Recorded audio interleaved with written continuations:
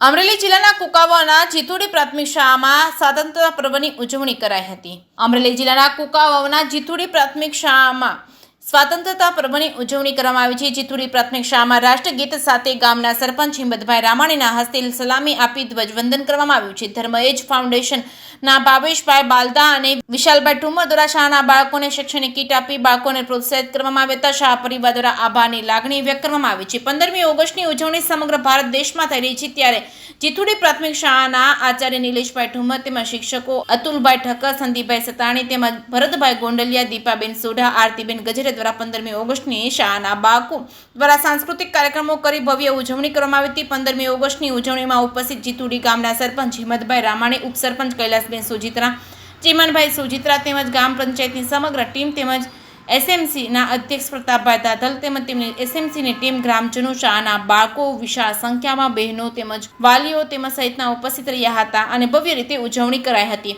જે સિંહ ગુજરાતી સાથે પ્રકાશ વઘાસિયા, જીતુડી।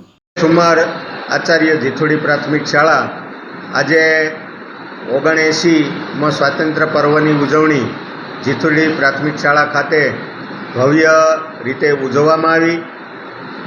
સવારમાં 8 કલાકે ગામના સરપંચ શ્રી હિંમતભાઈ રામાણીના વરદ હસ્તે ધ્વજવંદન કર્યા બાદ બાળકો દ્વારા સુંદર મજાના સાંસ્કૃતિક કાર્યક્રમો કરવામાં આવ્યા।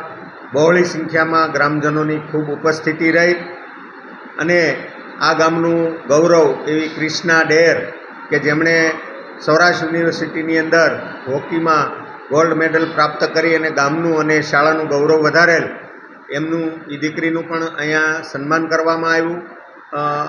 બધા જ વાલીગણ અને ગ્રામજનોએ ખૂબ જ બહોળી સંખ્યામાં ઉપસ્થિત રહી અને કાર્યક્રમને સફળ બનાવ્યો।